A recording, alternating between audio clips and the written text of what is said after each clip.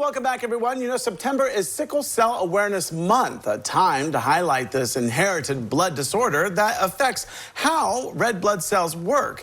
And Dr. Richard Afonja with Lima Memorial Oncology is here, so he's going to explain everything. Thanks for joining us today. Thank you very much, Chris. All right, so doctor, for those who may not be familiar, can you explain what sickle cell disease is and who it might affect?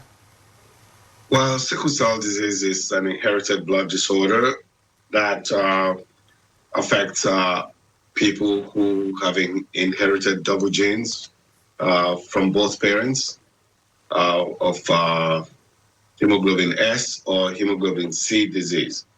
So when you have this, your red cells become more prone to sickling when there's low oxygen tension. And because of this shape of the sickle cell, it's almost impossible to have normal oxygen transfer to tissues. And that brings on sickle cell crisis. There are different types of crisis.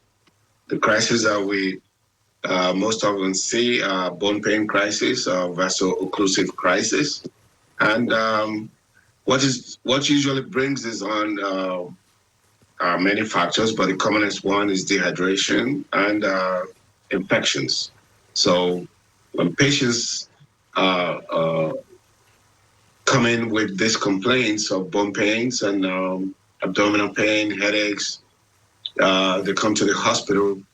We have what it takes to take care of them completely, making sure we give them IV fluid hydration and antibiotics. And at the same time, we have to stop what is predisposing them to this. Making sure they're properly hydrated when out there and avoid smoking and drinking and giving the proper antibiotics.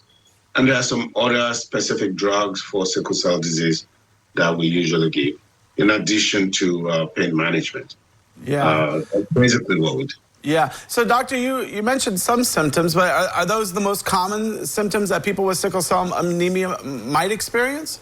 Yeah, most of the time there's significant bone pains, and it could be headaches, it could be abdominal pain, but they usually have bone pains, and they're in severe excruciating pain. Yes. Okay. So how does the LMHS Cancer Institute team help with treating or managing the disease? Yes, once a patient calls us, we bring the patient in right away. They can come in through the emergency room, and we pay quick attention and make sure that we get them started with proper hydration, IV antibiotics, adequate pain management. We have a pain management department that's going to take care of that, and they'll be brought into the hospital for a few days to stabilize them and make sure the pain is appropriately controlled before being discharged home. All right. So how can someone reach out to, let's say, you if they're interested in scheduling an appointment with you or learning maybe more about your services? Yes, the telephone number here at the Lima Memorial Health System Cancer Institute is 419-998-4477.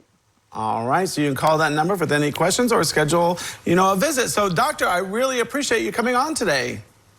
Thanks for having me, Chris. All right, well, don't go away because we have more when we return.